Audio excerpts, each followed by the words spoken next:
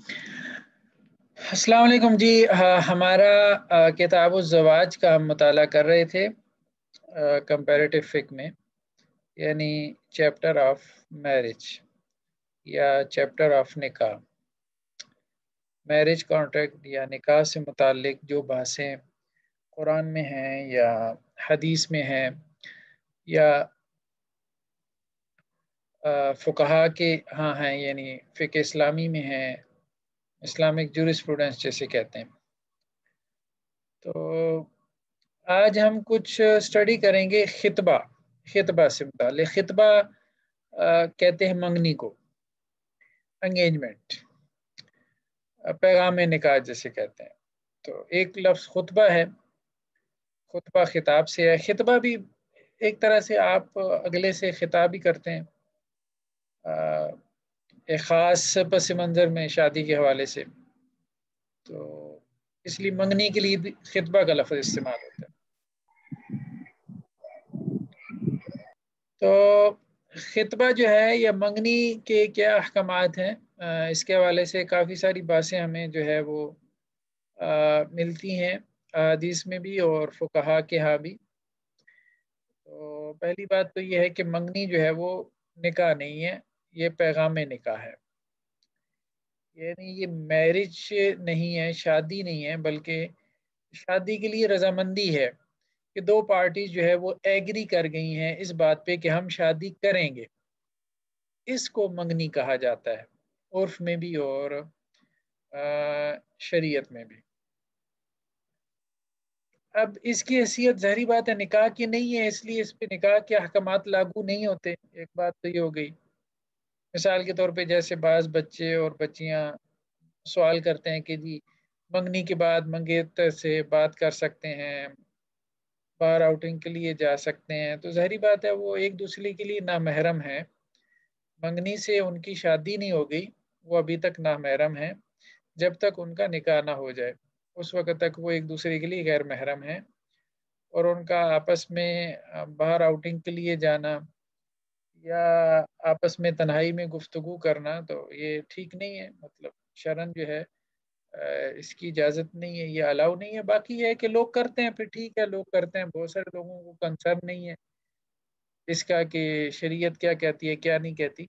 असल में फिर वही बात है कि मतलब जिन लोगों को शरीयत का कंसर्न है, मतलब जो अपनी आखिरत बनाना चाहते हैं, बेसिकली तो उन्हीं के लिए ये हिदायत होती हैं, उन्हीं के लिए ये गाइडलाइंस होती हैं। बाकी लोग तो इसको चुटकुलों में उड़ा देते हैं, तमस्खुर में, मिज़ाह में, और मौलवी साहब अभी आप इन बातों में पड़ी हुई हैं, दुनिया चाँद पे पहुँच गई है। तो इस किस्म की बातें करके ना, तो बात फिर वही है कि अल्लाह के जो अहकामात हैं, अल्लाह के रसूल सल्लल्लाहु अलैहि वसल्लम के जो अहकामात हैं, वो उन्हीं लोगों के लिए है जो अल्लाह से डरने वाले हैं, जो आखिरत चाहते हैं, जो अल्लाह और उसके रसूल से मोहब्बत और ताल्लुक़ रखते हैं।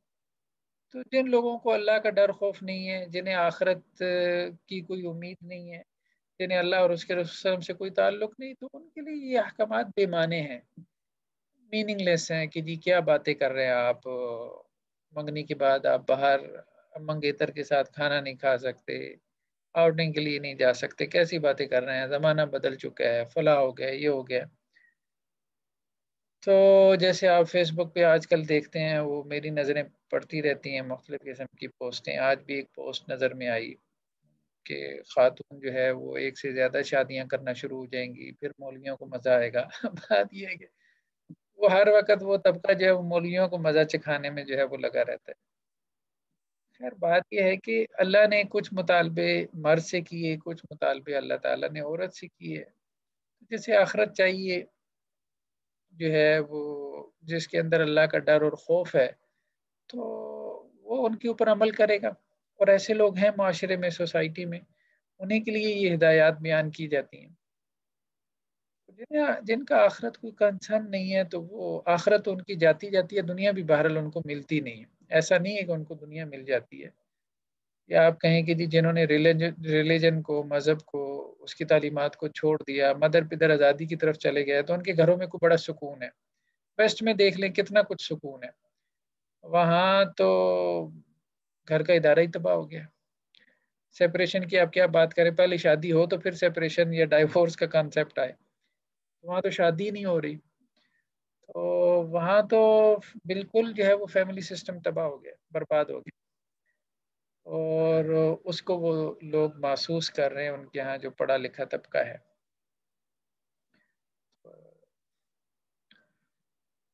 مولانا صاحب سے کسی خاتون نے سوال کیا کہ جی مرد 4 شادیاں کر سکتا ہے، عورت 4 شادیاں کیوں نہیں کر سکتی؟ انہوں نے یہی کہا، بی بی یہ جو حکم ہے نا کہ عورت 4 شادیاں نہیں کر سکتی، یہ ان عورتوں کے لیے جو اللہ سے ڈرنے والی ہیں، باقی آپ 4 کریں، آپ 14 کریں، تو کوئی کنسرن نہیں ہے، نہ ہمیں کوئی کنسرن ہے، نہ اسلام کو آپ سے کوئی کنسرن ہے۔ اب آپ کسی کے اوپر کوئی اسلام لاد تو نہیں نہ سکتے، سیدھی سی بات ہے، ایسی بات ہے، کسی کے اوپر اسلام لادا نہیں جا سکتا، صرف بتایا جا سکتا ہے اسلام۔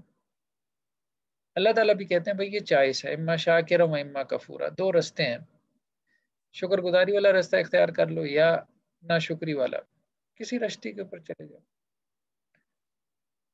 ہوتا یہی ہے کہ فیملی سسٹم میں بھی نا عورتیں جو ہے وہ عام طور پہ مرد کے ریئیکشن میں اس سب کچھ دین کو سمجھنے کی کوشش کرتی ہیں، اور مرد جو ہے وہ عورتوں کے ریئیکشن میں دین کو سمجھنے کی کوشش کرتے ہیں۔ مردوں کو دیکھیں تو ہر وقت حدیثوں کی تلواریں لٹکائی ہوئی ہیں، عورتوں کو دیکھیں تو وہ مطلب اپنا ان کا ایک انداز ہے۔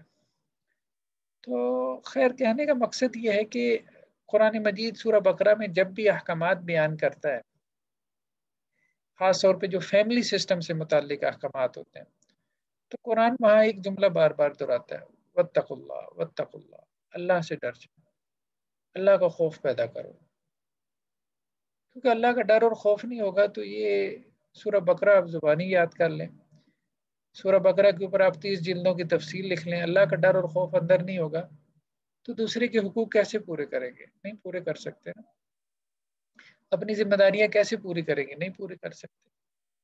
تو اللہ تعالیٰ یہ جملہ بار بار دہراتے ہیں کہ اصل چیز قانون نہیں ہے، یہاں دنیا کا قانون دیکھ لیں، لوگ توڑتے پھر رہے ہیں، ذرا موقع نہیں ملتا لوگ قانون توڑ دیتے ہیں۔ اب ٹریفک لائٹ پہ چونکہ وارڈن کھڑا ہے تو ٹھیک ہے، نہیں کھڑا تو 100 میں سے کتنے لوگ ہیں جو گزر جاتے ہیں ریڈ لائٹ پہ۔ تو کہنے کا مقصد یہ ہے کہ اللہ کا ڈر، اللہ کا خوف یہ بہت ضروری ہے، بہت ضروری ہے۔ اور بیسیکلی یہ سارے احکامات انہیں عورتوں کے لیے، انہیں مردوں کے لیے جو اللہ سے ڈرنے والے ہیں، جنہیں اللہ سے کوئی تعلق ہے، جنہیں اللہ کے رسول صلی اللہ علیہ وسلم سے تعلق ہے، یعنی ان کے نزدیک یہ چیز اہمیت رکھتی ہے کہ بھائی شریعت کیا کہتی ہے، ان کے نزدیک یہ چیز اہمیت رکھتی ہے، کیونکہ ان کا لائف سٹائل یہی ہے، انہوں نے یہ طے کر لیا ہے کہ ہم نے شریعت کے مطابق زندگی گزارنی ہے، ہم نے آخرت میں کامیابی حاصل کرنی ہے، ہماری زندگی کا مقصد یہی ہے، انہوں نے یہ طے کیا ہوا ہے۔ تو بیسیکلی یہ شریعہ کی ہدایات تو انہیں لوگوں کے لیے جو آئے بس جیسے جانوروں کی طرح پیدا ہوئی ہے، مر گیا ہے، صبح ہوئی شام ہوئی، اس طرح زندگی کی بھی شام ہو گئی، ان کو آپ دیکھیں گے کھیل تماشے میں پڑے ہیں، بس جیسے قرآن کہتا ہے کھیل تماشے میں پڑے ہیں۔ تو شریعت کے احکامات بھی ان کے نزدیک بس ایک کھیل تماشا ہے، ادھر سے آئیں گے مذاق اڑائیں گے حدیثوں کا، ادھر سے آئیں گے مذاق اڑائیں گے حدیثوں کا، روایتوں کا، کبھی کہیں گے یہ قرآن میں نہیں ہے، یہ حدیثیں کہاں سے آ گئیں، کبھی کہیں یہ راویوں نے اپنی طرف سے بنا لی، پھر جب قرآن میں کچھ چیزیں آ جائیں گی تو اس کا انکار شروع کر دیں گے، بس پھر ایسے ہی ایک کھیل تماشا انہوں نے بنا لیا دین کو۔ تو وہ سنجیدہ لوگ نہیں ہیں، ان کی زندگی میں کوئی سنجیدگی نہیں ہے، دین کے ساتھ کوئی کمٹمنٹ نہیں ہے۔ دین کے ساتھ جن کا ایک کمٹمنٹ لیول، جو یہ سمجھتے ہیں کہ یہ زندگی ایک پرپس فل ہے، بامقصد زندگی ہے، میں ایک ٹیسٹ کے لیے، امتحان کے لیے دنیا میں بھیجا گیا ہوں، اللہ تعالیٰ نے مجھے آزمایا ہے کچھ احکامات دے کے جن کو میں نے فلفل کرنا ہے، پورا کرنا ہے، اس کے مطابق زندگی گزارنی ہے تاکہ میں آخرت میں کامیاب ہو جاؤں، چند ایک لوگ ہیں، باقی کھیل تماشے میں پڑے ہیں بس۔ تو خیر بہرحال وہ خطبہ سے ہماری بات اس طرف چلی گئی کہ بہت سارے لوگ ہیں وہ یہ کہتے ہیں کہ جی آپ مولوی صاحب ایسی باتیں کرتے ہیں آج کل کے زمانے میں کہ منگیتر کے ساتھ جو ہے وہ آپ آؤٹنگ پہ نہیں جا سکتے اور یہ اور وہ۔ تو بہرحال اللہ کے احکامات اللہ کے احکامات ہیں، جو بندہ سنجیدہ ہے وہ کوشش کرے گا، وہ ڈھونڈے گا جس کے اندر ذرا بھی تھوڑا سا شکر گزاری کا جذبہ ہے نا. دیکھیں وہ بندہ مجھے راستے میں موٹر سائیکل پہ میں کھڑا ہوں، سواری آفر کرتا ہے اور مجھے 2-4 کلومیٹر لے جاتا ہے دھوپ میں، تو میرا دل جو ہے وہ اس کے لیے شکر کے جذبے سے معمور ہو جاتا ہے اور میں اس کا شکریہ ادا کرتے نہیں تھکتا. پروردگار تو ہمارا خالق ہے، اس نے ہمیں پیدا کیا، صبح شام ہمیں رزق دے رہا ہے. تو جس بندے کو یہ احساس ہوگا کہ اللہ کی اور مالک کی اور پروردگار کی اس کے اوپر نعمتیں ہیں، اس کا دل اس کے شکر سے معمور ہوگا. وہ پھر ہر وقت اس کوشش میں لگا ہوگا کہ اللہ کا حکم کیا، اللہ کا حکم کیا، اللہ خوش ہو جائے، اللہ راضی ہو جائے. تو قرآن نے جو ہے یہ چیز بہت زیادہ بیان کی ہے، ابتغاء مرضات اللہ. یہ فریز قرآن میں آپ کو اتنا ملتا ہے، اللہ کی رضا حاصل کرنے میں لگی ہوئی ہے، اللہ کو خوش کرنے میں لگے ہیں، خوش کرنے میں. جیسے کوئی بچہ ہوتا ہے نا، اب اسے پتا ہے اس کا ماں کے ساتھ کوئی مفاد ہے جو بھی ہے باہر، تو ماں اگر کچھ ناراض ہے اور ایٹیچیوڈ دکھاتی ہے تو وہ پھر نا ماں کو خوش کرنے میں لگا ہوتا ہے. یہی بندے کا ایٹیچیوڈ، جب اسے یہ احساس ہو جاتا ہے کہ میرے رب کے میرے اوپر بہت احسانات ہیں، میرے رب نے مجھے بہت نوازا ہے، بہت کچھ دیا ہے، تو جب اس کا دل، اس کا قلب جو ہے وہ شکر کے جذبے سے معمور ہو جاتا ہے، تو پھر وہ تلاش کرتا ہے اللہ کا حکم کہاں پہ ہے، میں کسی طرح اللہ کے حکم پہ عمل کر لوں تاکہ اللہ راضی ہو جائے، اللہ خوش ہو جائے گا. اللہ تعالیٰ کہے گا کہ میرے بندے نے جو ہے وہ میری بات مانی. ماں باپ کو خوشی ہوتی ہے نا، اولاد اگر بات مانے ماں باپ کو خوشی ہوتی ہے. اور اگر اولاد ایسی جگہ پہ بات مانے جہاں اس کے لیے مشکل ہو تو وہاں ماں باپ کو زیادہ خوشی ہوتی ہے. یہی معاملہ اللہ کا بھی ایسا ہی تعلق ہے اپنے بندے کے ساتھ. اللہ کی بات ماننا، اللہ کے حکموں پہ چلنا، اس میں نفس کے اوپر جبر تو ہے. اب ہمارے یہاں لبرلزم، سیکولرزم، فیمنزم، یہ ساری جتنی تحریکیں آپ کو آزادی کی تحریکیں نظر آتی ہیں، ان سب نے ایسی سوچ پیدا کر دی ہے بس اللہ کے حکم سے نکلو، کیا نفس پہ جبر کیے جا رہے ہو. لیکن یہ چیز جو ہے قرآن نے بھی کہا، یہ چیز آپ کو سکون دیتی ہے، سکون دیتی ہے. اللہ کے ساتھ تعلق میں اچھے ہو جاؤ، اللہ کا شکر ادا کرنا شروع کر دو، اللہ تعالیٰ تمہیں زیادہ نوازیں گے، زیادہ دیں گے. اللہ کے ساتھ تعلق میں اچھے ہو جاؤ، زندگی تمہاری آسان ہو جائے گی، ورنہ تنگ کر دیں گے اللہ تعالیٰ زندگی کو. تو آخرت تو ملے گی نہیں، دنیا بھی جائے گی. تو ہم یہ بات کہہ رہے ہیں کہ منگنی کے احکامات.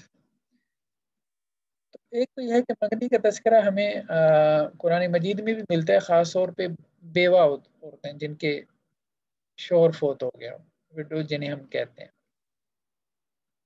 تو قرآن نے کہا کہ اگر وہ عدت کی حالت میں ہو کوئی خاتون، جیسے بیوہ ہو گئی ہے، تو عدت میں اب اس کو پیغام نکاح نہیں بھیجنا، یہ درست نہیں ہے کیونکہ وہ ایک سو کی کیفیت میں ہے. عدت کے بعد تم اس کو پیغام نکاح بھیج سکتے ہو.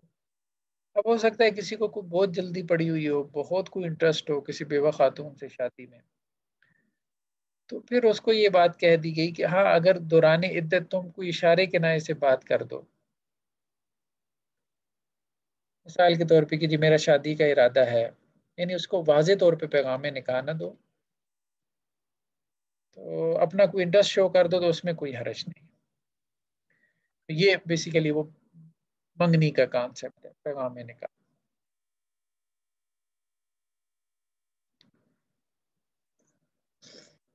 تو حضرت سکینہ بنت حنزلہ کہتی ہیں کہ محمد بن علی جو ہیں،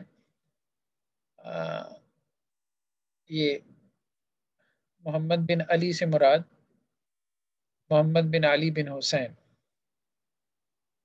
حضرت حسین جو ہے رضی اللہ عنہ کے پوتے. تو سکینہ بنت حنزلہ ان کے شوہر فوت ہو گئے تھے، تو یہ کہتی ہیں میرے پاس آئے حضرت حسین رضی اللہ عنہ کے پوتے، یعنی محمد بن علی، علی زین العابدین کے بیٹے محمد.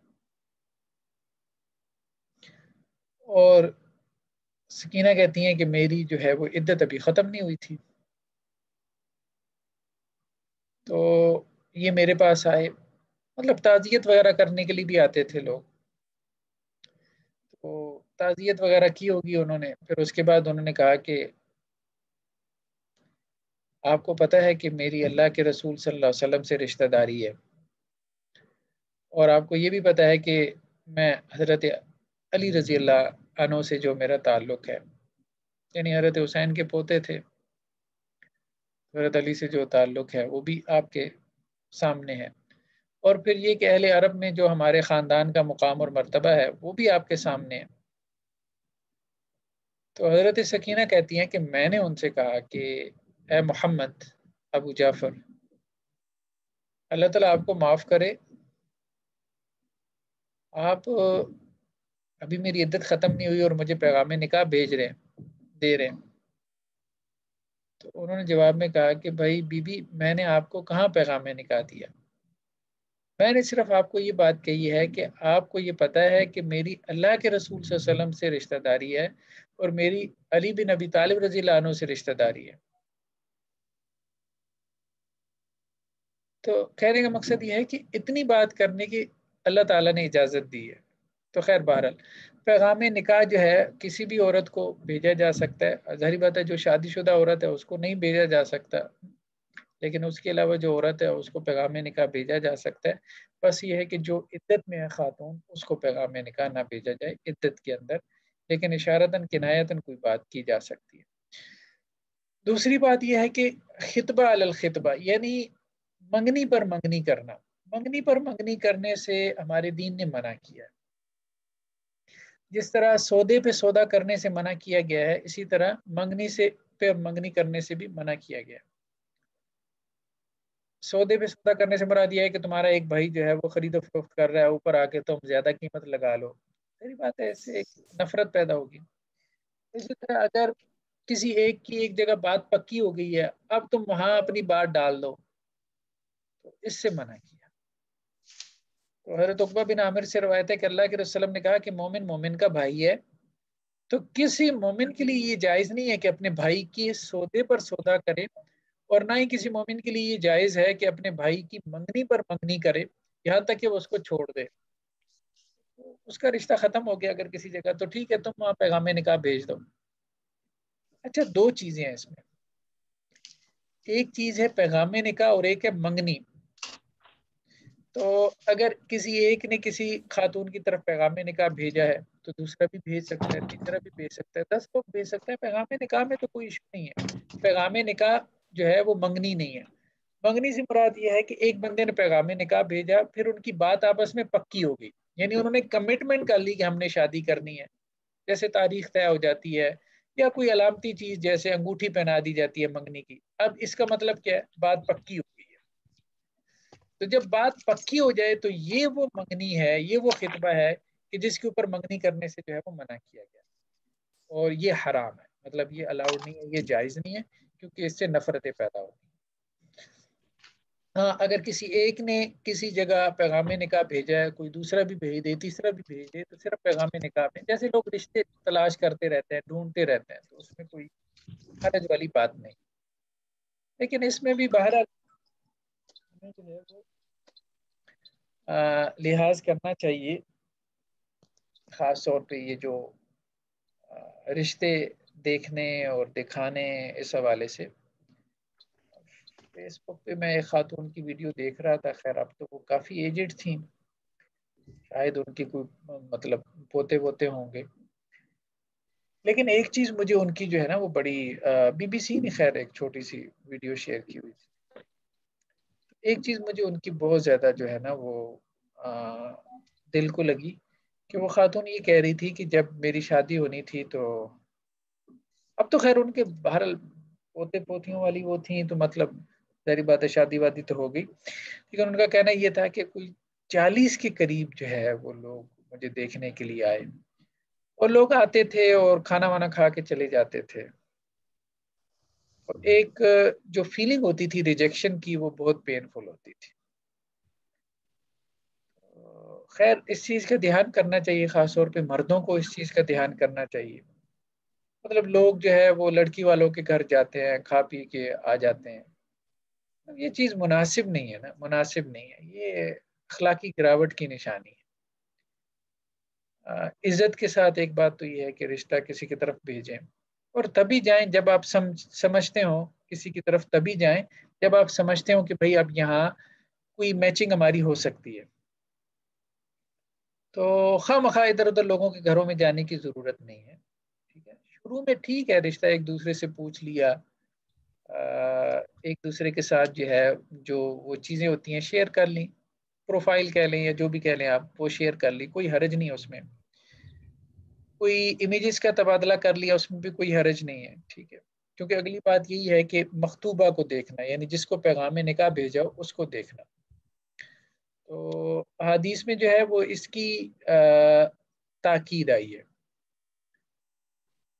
دیکھیے مرد تو پردہ نہیں کرتے، عورتیں تو مردوں کو دیکھ لیتی ہیں، لیکن بہرحال شریف جو خاندان کی عورتیں ہوتی ہیں ان کو مرد بھی نہیں جو ہے وہ دکھایا جاتا، لیکن بہرحال عورتوں کے لیے آسان ہے مردوں کو دیکھنا، اور نہیں تو تصویر منگوا لی۔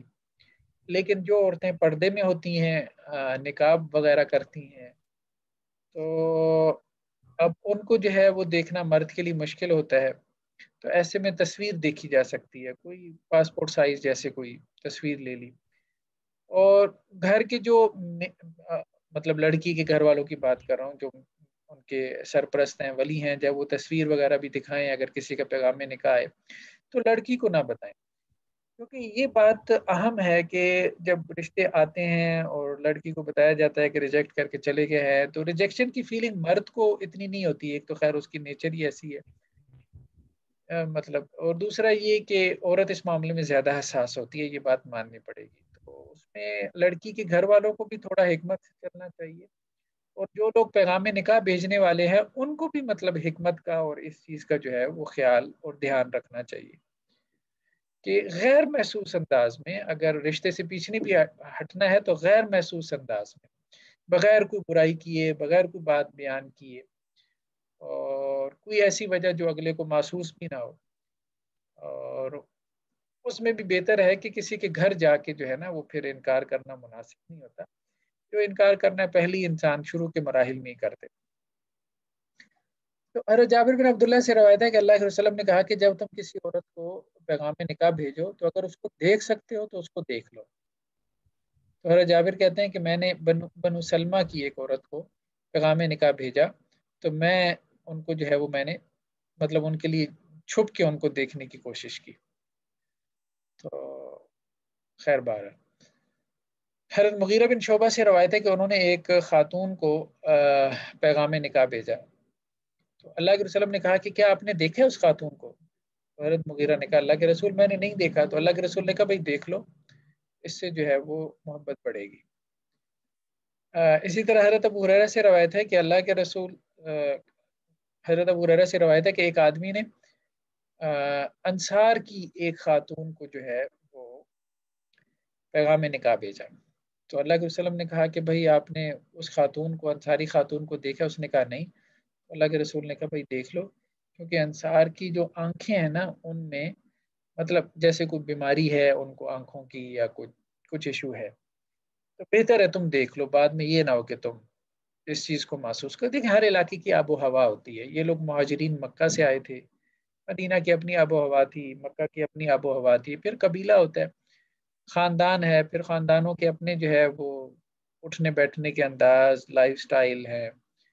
اب جیسے دیکھیں اب شہری جو لوگ ہیں وہ ذرا نرم و نازک ہوتے ہیں، جو دیہات کے لوگ ہیں ذرا ان کے رنگ روپ جو ہے وہ پکے ہوتے ہیں، تو فرق تو پڑتا ہے، بہرحال فرق تو پڑتا ہے۔ تو اس لیے دیکھ لینا چاہیے، دیکھ لینا چاہیے، تاکہ بعد میں یہ نہ ہو کہ انسان جو ہے نا وہ نوبت سیپریشن تک پہنچ جائے کہ میں نے تو خاتون کو دیکھا ہی نہیں، میں سمجھ رہا تھا وہ 25 سال کی ہے، وہ تو 40 سال کی نکلی۔ مطلب یہ سب چیزیں ہمارے ہاں ارد گرد میں جو ہے نا یہ چیزیں ہمیں واقعات نظر آتے رہتے ہیں۔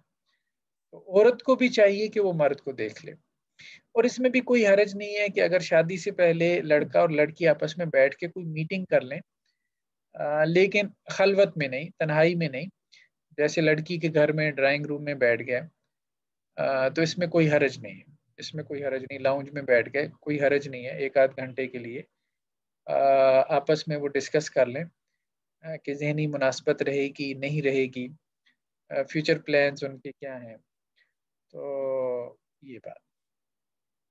تو نکاح میں جو ہے وہ دیکھنا، سوری، منگنی جو ہے اس کے لیے دیکھنا یا نکاح سے پہلے دیکھنا، اور اس کے لیے بات چیت کرنا آپس میں، لیکن کسی پبلک پلیس پہ، یعنی خاص طور پہ جہاں گھر والے موجود ہوں لڑکی کے. جیسے ہم نے کہا لڑکی کے گھر میں کہیں لاؤنج میں بیٹھ جائیں اور ڈرائنگ روم میں بیٹھ جائیں، تو اس میں کوئی حرج نہیں ہے، بلکہ وہ مفید ہے. خاص طور پہ پڑھے لکھے لوگوں کے لیے وہ مفید ہے، بہتر رہتا ہے. ہاں، منگنی کے علاوہ جو ہے وہ بعض اوقات یہ ہے کہ نکاح کر لیا جاتا ہے اور رخصتی بعد میں ہوتی ہے، تو اس میں بھی کوئی حرج نہیں ہے.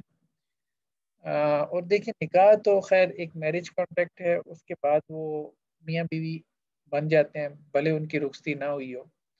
یہ نکاح بعض اوقات رخصتی سے 1 سال 2 سال پہلے، مطلب 2 2 سال تک رہتا ہے.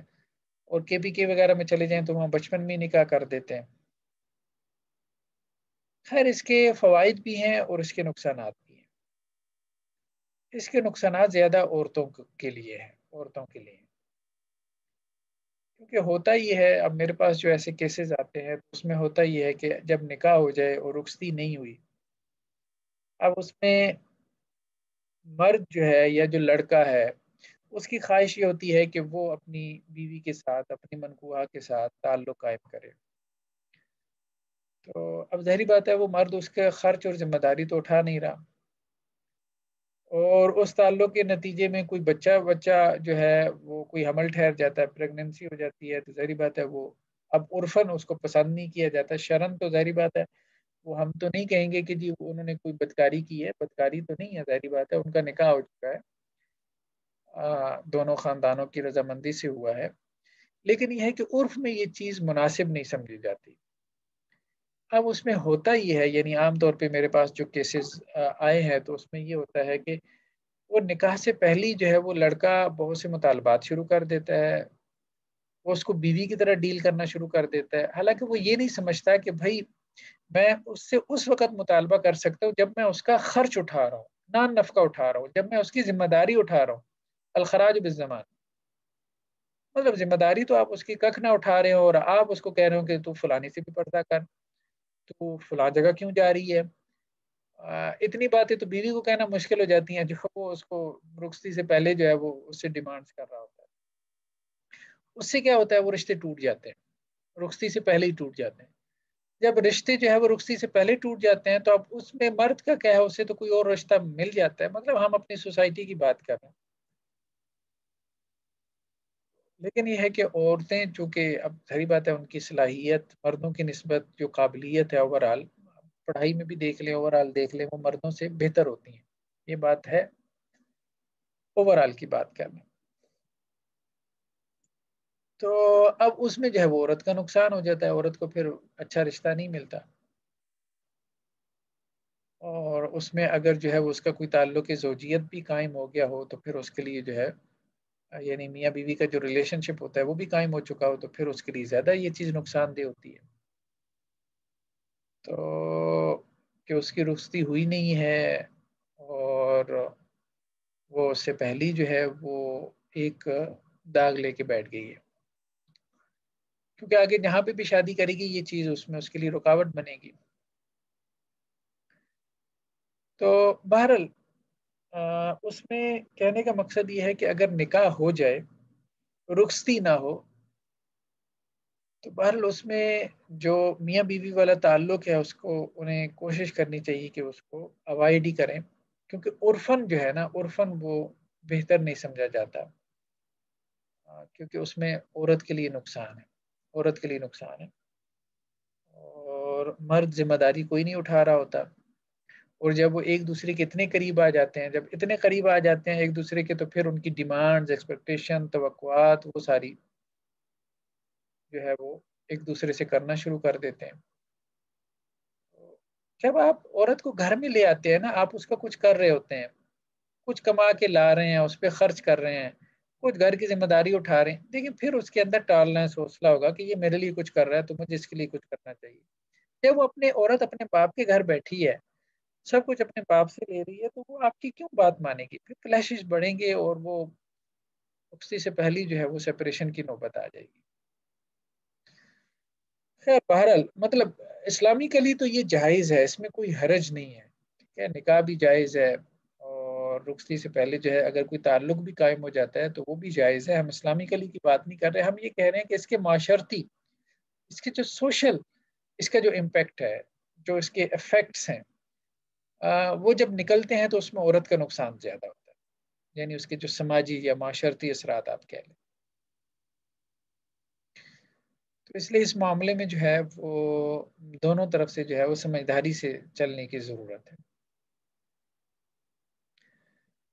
نیکسٹ یہ ہے کہ کیا کوئی منگنی کو توڑ سکتا ہے؟ صحیح بات ہے، منگنی کیوں نہیں توڑی جا سکتی؟ نکاح توڑا جا سکتا ہے تو منگنی بھی توڑی جا سکتی ہے۔ مطلب میرج کانٹیکٹ ہو گیا، آپ اس کو توڑ سکتے ہیں خلا کے ذریعے سے، ڈائیورس کے ذریعے سے، طلاق کے ذریعے سے۔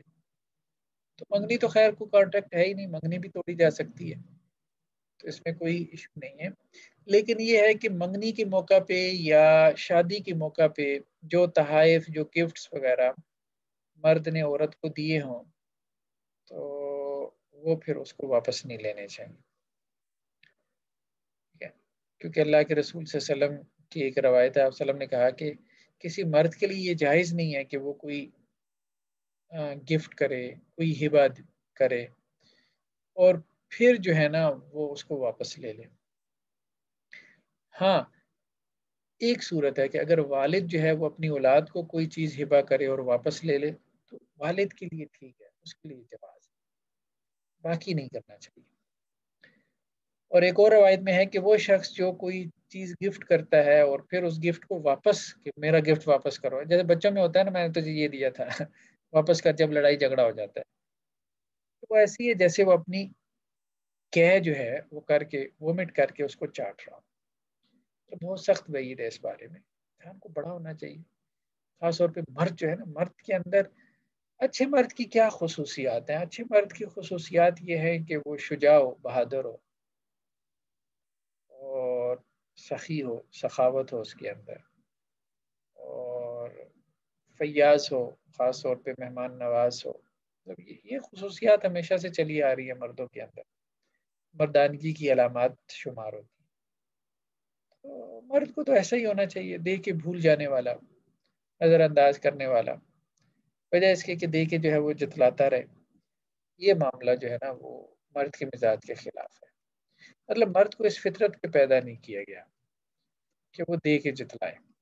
اب اس کے باوجود اگر وہ ایسا کرے تو وہ بیسیکلی اپنی فطرت سے لڑتے ہوئے یہ کام کر رہا ہے، فطرت سے لڑتے ہوئے یہ کام کر رہا ہے۔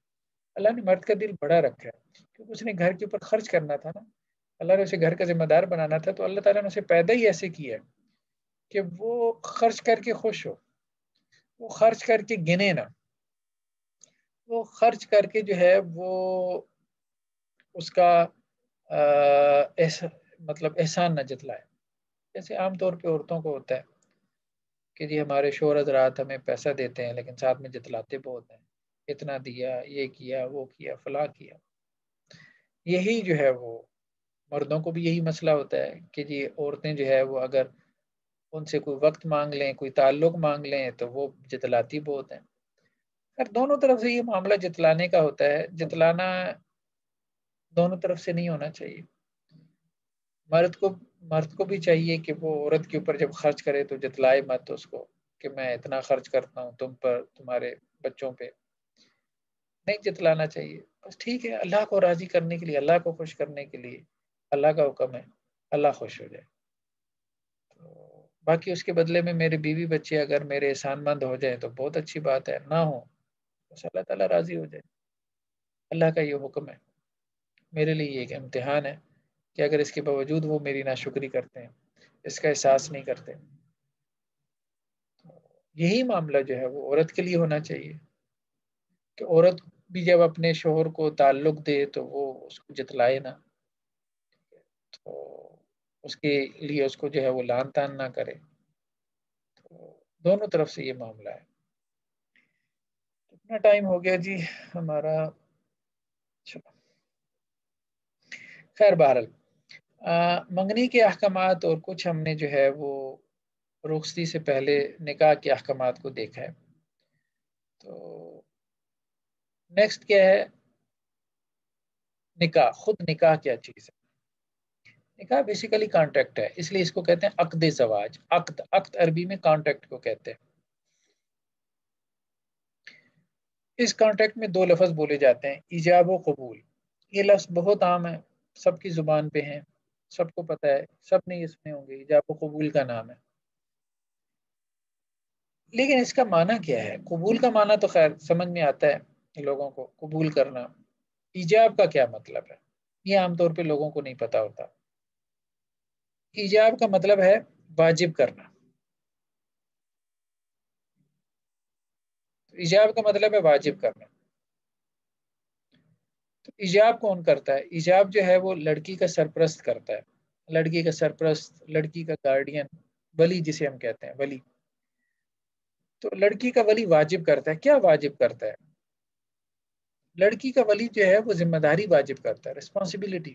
لڑکی کا ولی یہ کہتا ہے کہ ابھی تک یہ لڑکی میری ذمہ داری میں تھی، اب جس سے وہ نکاح کر رہا ہوتا ہے اپنی بیٹی کا، تو وہ اس لڑکے کو مخاطب کرتے ہوئے کہتا ہے کہ میں نے اب یہ لڑکی اپنی ذمہ داری سے تمہاری ذمہ داری میں دے دی، میں نے اس لڑکی کی ذمہ داری تم پر واجب کر دی. ٹھیک ہے، اب یہ واجب کر رہا ہے، فرض کر رہا ہے اس لڑکی کی ذمہ داری، یعنی اس لڑکی کا نان نفقہ، اس کی ذمہ داری، اس کی سیکیورٹی. کیا تم اس فرض کو قبول کرتے ہو؟ تو وہ لڑکا کہتا ہے میں قبول کرتا ہوں. یہ ہے بیسیکلی ایجاب و قبول. کہ لڑکی جو ہے وہ اسلامکلی ہمیشہ ڈیپینڈنٹ ہوتی ہے. شادی سے پہلے وہ باپ کے ڈیپینڈنٹ ہے، باپ کی ذمہ داری میں، اس کے حصے میں ہے. شادی کے بعد وہ شوہر کی ذمہ داری میں ہے، اس کے حصے میں ہے. تو یہ بیسیکلی ٹرانسفر آف ریسپانسبلٹی ہے. میرج کانٹریکٹ میں کیا ہوتا ہے؟ ٹرانسفر آف ریسپانسبلٹی ہے کہ وہ ایک مرد سے دوسرے مرد کو ریسپانسبلٹی ٹرانسفر ہو رہی ہوتی ہے، اس خاتون کی باپ سے ہونے والے شوہر کو ٹرانسفر ہو رہی ہوتی ہے. مرد یہ سمجھتا ہے ہمارے عام طور پہ کہ میں نے لڑکی قبول کی. لڑکی تو خیر اس نے قبول کی ہوتی ہے، لڑکی تو اسے ملنی ہے. بیسیکلی اس نے ذمہ داری قبول کی ہے، اس کو یہ بات سمجھنی چاہیے.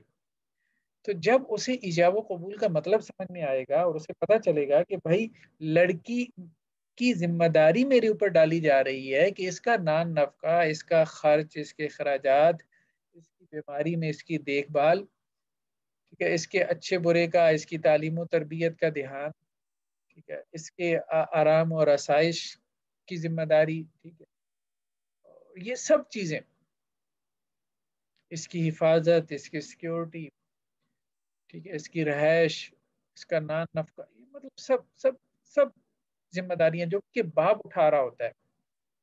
تو وہ باپ کہتا ہے کہ یہ ساری ذمہ داریاں میں نے تیرے اوپر ڈال دی. ہونے والے شوہر سے کہتا ہے صرف ڈالی نہیں ہے، تیرے اوپر واجب کی ہیں، لازم کی ہیں، فرض کی ہیں. کیا تو نے قبول کی؟ تو وہ کہتا ہے میں نے قبول کی. بیسیکلی یہ ذمہ داری ٹرانسفر ہوتی ہے. تو اگر شوہر کو یہ احساس دلایا جائے نکاح کے موقع پہ کہ یہ ذمہ داری، تو وہ پہلے دن سے پھر ذمہ دار بن کے چلیں. جب ذمہ دار بن کے چلیں گے تو ان کی بیویوں کے جو دل ہوں گے وہ بھی ٹھنڈے رہیں گے. لیکن اس میں ذمہ داری کا جو کانسیپٹ ہے نا، اس میں ٹھیک ہے، مطلب عورتیں بعض اوقات مبالغہ کر جاتی ہیں. ٹھیک ہے، ایک شوہر جو ہے وہ مجموعی طور پہ ذمہ داری اٹھا رہا ہے یا کسی بھی طریقے سے. اب ایک خاتون کا کیس میرے پاس آیا، اس کا شوہر جو ہے نا وہ ذمہ داری نہیں اٹھا رہا. میں نے کہا گھر کے کام، ہاں گھر کے کام سارے ہو رہے ہیں، لیکن کون کر رہا ہے؟ میرے سسر صاحب کر رہے ہیں. میں نے کہا بھائی اس کی سیٹنگ ہے اپنے والد کے ساتھ. اب اس کی اپنے والد کے ساتھ آپ کے شوہر کی سیٹنگ ہے تو آپ کے کام ہو رہے ہیں نا، کچھ کسر تو نہیں آپ کو لگ رہی. وہ تو سارے ہو رہے ہیں، لیکن میرا شوہر کیوں نہیں کر رہا؟ مطلب اتنا نہیں کرنا چاہیے، اتنا نہیں کرنا چاہیے. اب شوہر جو ہے وہ گھر کے کام کروا دیتا ہے، کوئی بھی کام ہے، مینٹیننس کا ہے، کچھ بھی ہے. اب وہ اپنے نوکر کو، ملازم کو کہہ دیتا ہے، مطلب کسی اور ذریعے سے کروا لیتا ہے، ٹھیک ہے، اپنے والد کو کہہ دیتا ہے، کوئی کس طرح سے اس کا اپنا ایک نظام ہے، چل رہا ہے، ٹھیک ہے، اپنے اوقات کار میں اس نے ایڈجسٹمنٹ کی ہوئی ہے. بیوی کو صرف اس سے کنسرن ہونا چاہیے بس کام ہو رہے ہیں.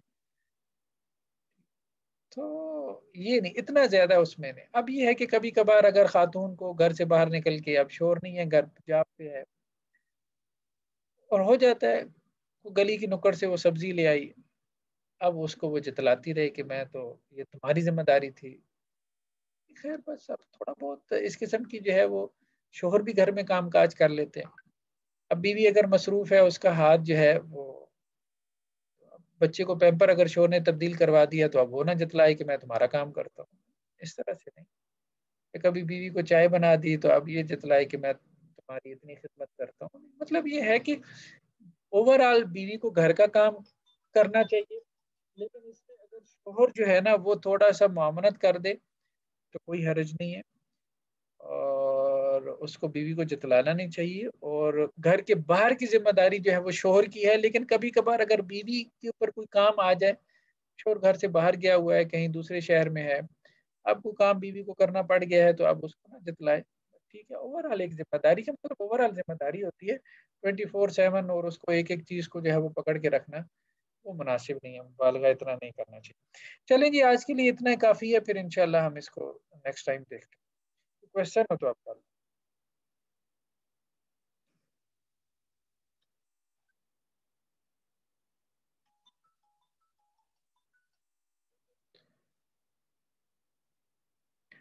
جی السلام علیکم.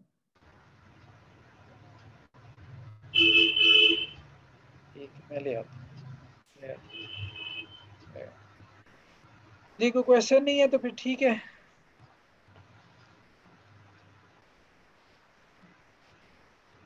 السلام علیکم. وعلیکم السلام. حافظ صاحب آپ ٹھیک ہے؟ اللہ کا شکر الحمدللہ خیریت سے. یہ سوال میرا یہ تھا، آپ نے ابھی بولا کہ اگر گفٹ دیے ہوئے ہیں تو وہ واپس نہیں لینے چاہیے جی جی اگر منگنی ٹوٹ جاتی ہے اس سلسلے میں. جی. اگر مسئلہ ایسا ہوتا ہے کہ لڑکی چاہتی ہے کہ یہ منگنی ٹوٹ جائے، لڑکا نہیں چاہتا ہے، تو اس صورت میں کیا انہیں یہ نہیں چاہیے کہ وہ واپس کرے؟ لڑکا چاہتا ہے کہ شادی ہو جائے منگنی کے بعد، لیکن وہ وہاں سے توڑنے پہ آمادہ ہے کہ توڑنا ہے، اور اوپر سے اچھا خاصا وہ گفٹ بھی لے لیا ہے. دیکھیں اب آپ صبر کریں. دیکھیں ان کو چاہیے، وہ بات آپ کی مجھے سمجھ میں آ رہی ہے. آپ کی بات نقطہ آپ کا اچھا ہے کہ اگر لڑکی والے منگنی توڑے ہیں تو ان کو اخلاقاً ان کو چاہیے کہ وہ گفٹ واپس کر دیں. لیکن قانونی طور پہ ہم یہی کہیں گے کہ اس کو نہیں مانگنا چاہیے. قانونی طور پہ مرد کو نہیں مانگنا چاہیے. اللہ نے مرد کو بڑا بنایا ہے، اس کو حوصلہ کرنا چاہیے. بس یوں سمجھے نقصان ہو گیا اور نہ سے یہ صدقہ نکل گیا. ٹھیک ہے. جی السلام علیکم. وعلیکم السلام ورحمۃ اللہ. کیسے مزاج سر، خیریت ہے؟ جی اللہ کا شکر الحمدللہ خیریت سے. اچھا، یہ ایک رجحان جو ہے وہ تو آپ نے ڈسکس کیا ہے کہ والدین کی موجودگی اور دیگر معاملات جو کہ پہلے سے معروف ہیں. آج کے دور میں یہ مرد اور خواتین خود بخود منگنیاں اکیلے میں کر لیتے ہیں، اور وہ سمجھتے ہیں کہ یہ اسی معیار کی ہیں جس طرح سے پہلے سے چلا آ رہا ہے. اس کے بارے میں کوئی ارشاد فرمائیں گے؟ دیکھیں اس میں شریعت نے یہ بات تو کہی ہے نا کہ آگے چل کے ہمارا انشاءاللہ شاید نیکسٹ لیکچر میں یہ چیز آئے گی، زیر بحث آئے گی کہ نکاح کے جو ارکان ہیں، جو پلرز ہیں نا، یعنی جن کے بغیر جی نکاح نہیں ہوتا، تو اس میں ایک چیز یہ بھی ہے کہ لڑکی کے لیے ولی کا ہونا ضروری ہے، لازم ہے. یعنی لڑکی کی طرف سے لڑکا جو ہے نا، بہرحال اس کی طرف سے اگر اس کے اولیاء نہیں ہیں، اس کے والدین کا ہونا ایک اخلاقی تقاضا تو ہے، جی. لیکن قانونی تقاضا نہیں ہے. قانونی تقاضا نہیں. تو اس میں پھر یہ ایک چیز سامنے آئے گی کہ مختلف فقہ کے اندر جو سہولتیں موجود ہیں اس کے استعمال کی کیا حدود ہیں، کیونکہ بعض فقہی مسالک کے اندر ولی کی وہ اہمیت نہیں ہے جو دیگر لوگ اس کو سمجھتے ہیں. تو اس میں آپ توافق کیسے کریں گے، اس میں ڈفرینشیٹ کیسے کریں گے، اس میں کوئی ایسا حل کیسے دیں گے جو کہ آج کے ماڈرن دور کے اندر ہمارے لیے جو ہے وہ قابل عمل ہو؟ تو اس پر بھی اگر آئندہ کوئی بات ہو جائے تو زیادہ مناسب رہے گا. جی جی ضرور انشاءاللہ. اس میں دو قسم کے حل موجود ہیں، مختصراً تو یہی عرض ہے. جی ایک بات تو یہ ہے کہ میجورٹی جو فقہا کی ہے، مالکی، شافعی اور حنبلی تینوں جو ہیں، وہ یہ کہتے ہیں ولی کا ہونا ضروری ہے. حنفی اسکول آف تھاٹ میں ڈبیٹ ہے. تو اب حنفی اسکول آف تھاٹ میں خود فکس جو ہے وہ ایک پھر پیدا ہوا نا اس میں ایک فکشن آپ کہہ لیں. اور آج کل مفتہ بھی قول وہی ہے. مفتہ بھی قول کہتے ہیں جس کے مطابق فتویٰ ہے. وہ یہ ہے کہ مطلب انہوں نے اس کو کچھ ریگولرائز کر لیا نا کسی حد تک اس فتویٰ کے ذریعے سے. انہوں نے کہا کہ لڑکی اپنے کف میں یعنی برابر میں اگر نکاح کرے, برابر سے مراد وہ پھر وہ کہتے ہیں دین میں برابری ہو, ایجوکیشن میں برابری ہو, برادری میں برابری ہو. تو اگر اس نے اپنی برابری میں کر لیا تو پھر نکاح ہو جائے گا. اگر وہ اس کے دینی اعتبار سے برابر نہیں ہے, ایجوکیشن سے برابر نہیں ہے, برادری کی خاندانی اعتبار سے برابر نہیں ہے, تو حسب نسب جسے کہتے ہیں, تو وہ پھر وہ کہتے ہیں وہ نکاح نہیں ہوتا. تو ان کے یہاں فتویٰ یہی ہے. ایک تو یہ اب قانونی طور پہ اس پہ جو ہو رہا ہے وہ یہ ہو رہا ہے کہ پہلے تو یہ فوجداری قانون کے تحت آتا تھا, اب اس کو کوشش کیا جا رہا ہے کہ یہ سول کے تحت آ جائے. دیوانی جو قانون ہے, دیوانی قانون میں ہونے کی وجہ سے وہ پھر پیرنٹس کو جو ہے یہ مل جائے گا کہ وہ مطلب اس پہ وہ آگے اس کو کیس میں لے کے چل سکتے ہیں, مطلب وہ ایک فریق بن جاتے ہیں اس میں. ٹھیک, جزاک اللہ خیر, بہت شکریہ. ٹھیک ہے جی, پھر انشاءاللہ نیکسٹ ٹائم ملتے ہیں انشاءاللہ. شکریہ. السلام علیکم ورحمۃ اللہ.